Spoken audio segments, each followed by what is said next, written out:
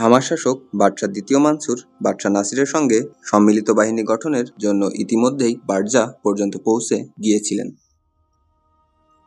তার অনুপস্থিতিতে হামাবাসী হালাবের পতনের সংবাদ পেয়ে হালাকুর কাছে দূত পাঠিয়ে দয়া ভিক্ষা চেয়ে শহর হস্তান্তর করে দেয়।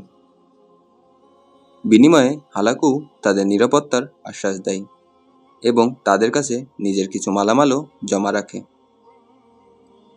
হামার বাদশাহ দ্বিতীয় মানসুরের অনুপস্থিতি ছাড়াও হালাববাসীরাও ও সেখানকার দুর্গের ভাগ্যে যেসব ভয়াবহ পরিণতি ঘটেছিল, সম্ভবত এসব কারণেই হামা দুর্গের অধিপতিরা দ্রুত তাতারদের হাতে দুর্গটি হস্তান্তর করে দেয়।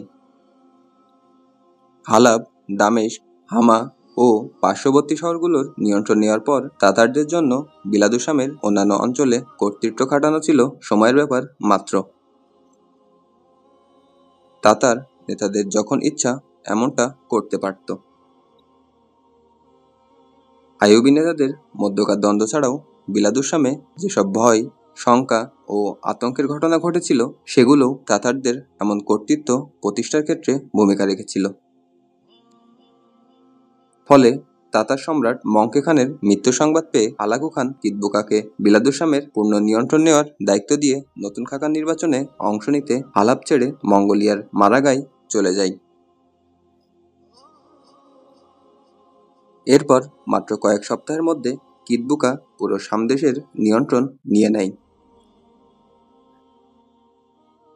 পুরো বিলাদুসামের নিয়ন্ত্রণ নেওয়ার পর তাতাররা নাবলুসের দিকে যাত্রা করে। নাবলুসবাসীরা প্রতিরোধ করতে চাইলে তাদের অনেকেই মারা পড়ে। এরপর তাতাররা পুরো শামে হানা দিয়ে গাজার পার্শ্ববর্তী অঞ্চল বাইতে জিব্রিল, সালাত, বালবেক, বানিয়াস ইত্যাদি শহরে পৌঁছে যায়। সব শহরের নিয়ন্ত্রণ নিয়ে সেখানকার অধিবাসীদের গণহারে হত্যা করে। যারা বেঁচে যায় তাদের বন্দী করা হয়। এরপর দামেস্কে ফিরে ওই সব শহর থেকে প্রাপ্ত সম্পদ বেচে দেয়। শামের মুসলমানদের উপর মঙ্গলদের জোর-জুলুমের শাসন চলে আসে। সবকিছুর আগে তারা হালাব, দামেস্ক, হিমস, হামা, বালবেক, বানিয়াস এবং অন্য যেসব শহর তাদের পদানত হয়েছিল, সেগুলোর মজবুত ভবন, প্রাচীর ও কেল্লাসমূহ ধ্বংস করতে রীতিমতো প্রতিযোগিতা শুরু করে। এর আগে ক্রুসেডাররা যা পারেনি, এরা তাই বাস্তবায়ন করে দেখায়। তাতাররা নিকট প্রাচ্যে তাদের যুদ্ধের শুরু থেকেই খ্রিস্টানদের নেস্টোরিয়ান শাখার প্রতি আকৃষ্ট ছিল। সম্ভবত মঙ্কে খান তার ভাই হালাকুকে যে ওসিয়ত করেছিল, সে ওসিয়তই হালাকুকে তার স্ত্রী দকুস খাতুনের পরামর্শ নিতে প্ররোচিত করে। দকুস খাতুন ছিল নেস্টোরিয়ান খ্রিস্টান। নেস্টোরিয়ানদের প্রতি তাতাররা যে আকৃষ্ট ছিল, এ ব্যাপারে দকুস খাতুন পোক্ত একটা প্রমাণ। সে তার স্বামী হালাকুর উপস্থিতিতেই প্রাচ্যের খ্রিস্টানদেরকে তাতারদের আশেপাশে জড়ো করে দিয়েছিল। ফলে স্বভাবতই তাতার বাহিনীতে নেস্টোরিয়ানদের সংখ্যা বেড়েই চলে। এমনকি তারা তাতার বাহিনীর নেতৃত্বের স্তরেও পৌঁছে যায়।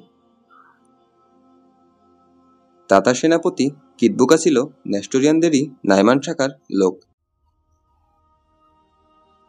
স্বভাবতই তারা আর্মেনিয়ান ইয়াকিবা দলগুলো সহ শামের বড় বড় শহরে যেসব জাতির লোক সংখ্যা বেশি ছিল, তাদের সঙ্গে ভ্রাতৃত্ব সম্পর্ক গড়ে তোলে।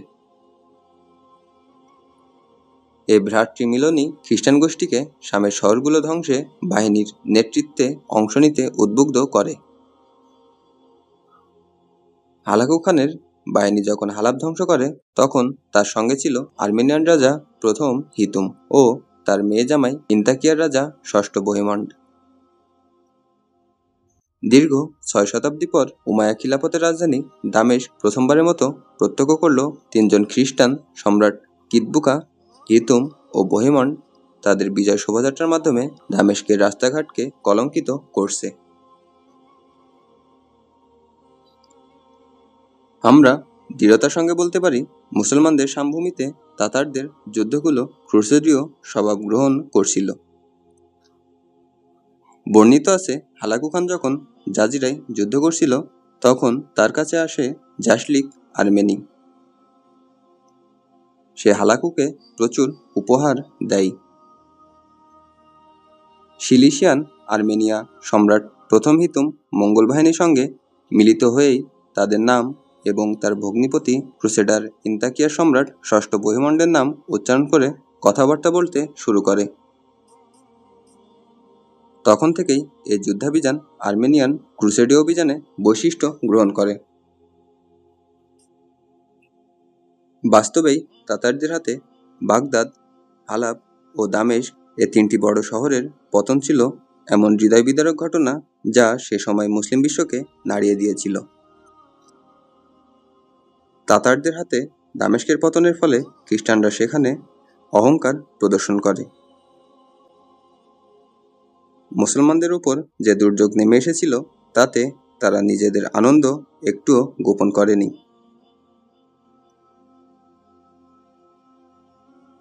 তাতার সেনাপতি কিতবুকাও এ সকল খ্রিস্টানদের প্রতি তার যে ঝোঁক ও তাদের গির্জায় তার বারংবার গমনাগমন যা এতদিন গোপন করে আসছিল তা আর গোপন রাখেনি।